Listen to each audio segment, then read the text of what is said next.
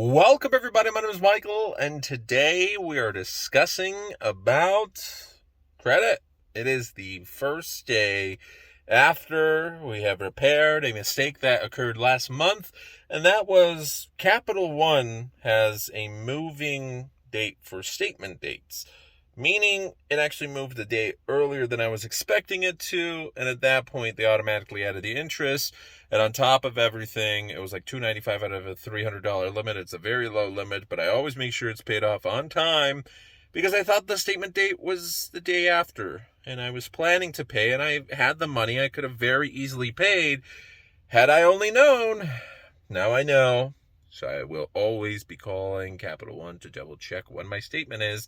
Could be the 22nd, 23rd, or 24th, but that cost me dearly because I went over the limit. It was $304 and some cents compared to the $300 limit, and that severely dropped my credit score temporarily. I knew it was a temporary thing. It was an honest mistake. And now Capital One zero report. That's right. Instead of the 22nd like last month, it was the 24th of this month. Today's the 25th going on to the 26th.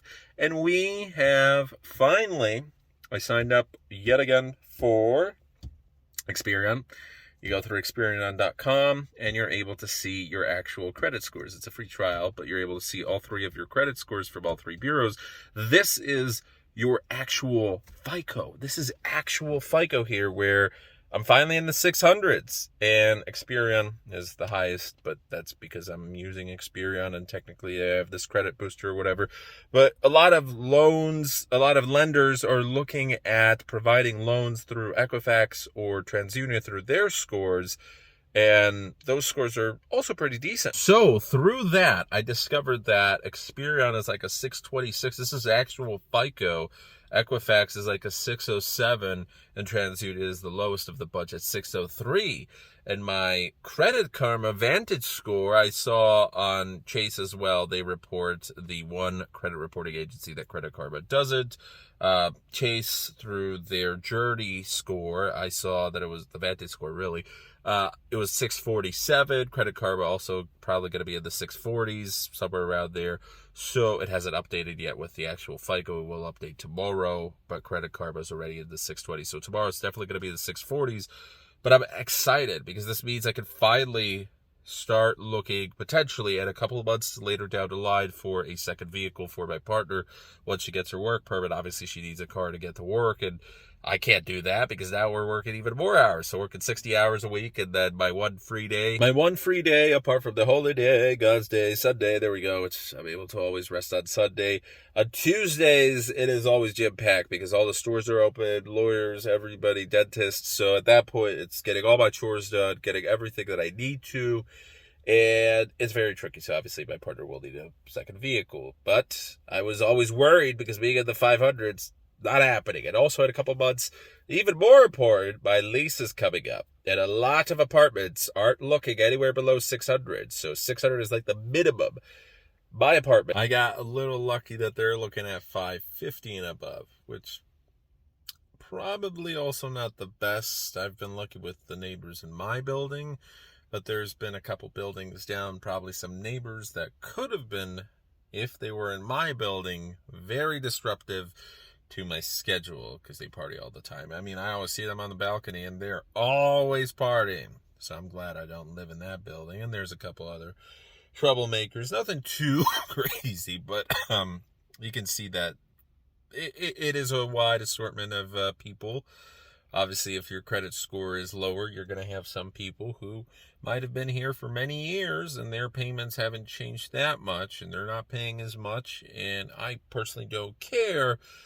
But there could be, I haven't seen it, there could be a higher potential for, some troublemakers, right? Some of these cars, and they're worth probably a good $1,000, maybe $200 for a trade-in. Some of these people have been staring at me because there's been the parking space wars over here. I wish we could have assigned parking spots.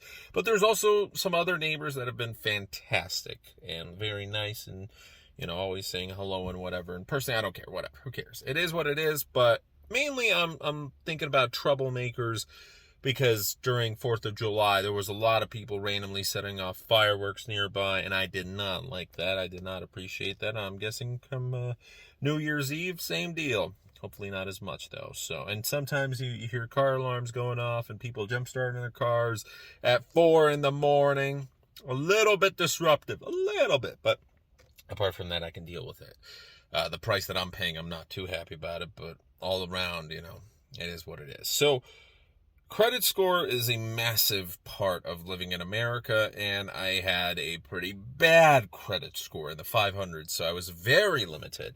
And just like now, where I'm on a payment plan with my dentist, it'd be so much easier to just cha-ching, cha-ching. Yes, it's 0% interest, so payment plan is nicer.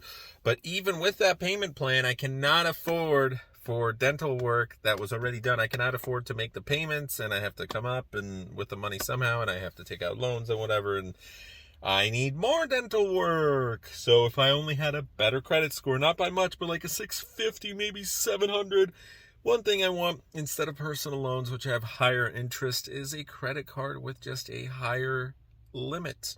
Because a $300 card, a $300 card, $200, $500, and then finally recently I just got a $1,000 limit. But that card doesn't come from the best of companies and has a higher APR. So I'm hoping that next year we are able to get rid of some of the bad cards and switch them out for some better cards. Not great, but better. And we're able to also get, hopefully my credit score will be enough so that I'm able to go to college and, if need be, take out student loans. Nothing major, but just a couple thousand. But I can't do that at the moment. I don't have an emergency fund, not even close. I'm always in the negatives, living paycheck to paycheck. And that sucks because pretty soon, technically we did sort of get a promotion at work. Pretty soon we are all supposed to hit 6 figures.